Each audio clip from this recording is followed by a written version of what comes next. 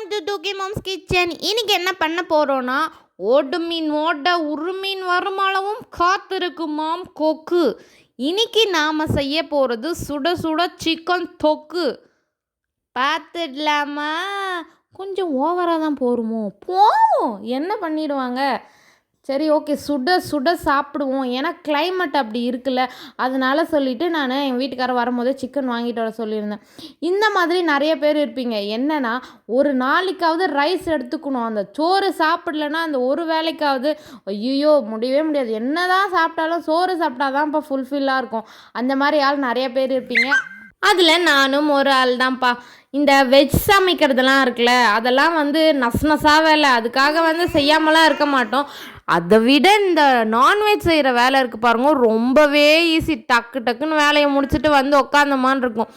அதாவது கல்யாணம் ஆகிறதுக்கு முன்னாடிலாம் பிரியாணி செய்யறதுலாம் ரொம்ப கஷ்டம்ப்பா அப்படின்னு நினச்சிட்டு இருந்தேன். ஆனால் இப்போ அப்படிலாம் கிடையாது.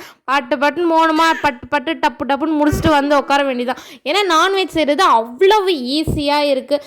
இந்த சிக்கனு ஃபிஷ் குழம்பு வைக்கிறதுலாம் சொல்லவே தேவையில்லை, டக்குன்னு முடிஞ்சிடும் வேலையெல்லாம். நான் ரொம்பவும் ரசித்தும் பண்ணுவேன் இந்த நான்வெஜ்ஜெல்லாம். அப்போ வெஜ்ஜை பண்ண மாட்டியாம்மா அப்படிலாம்?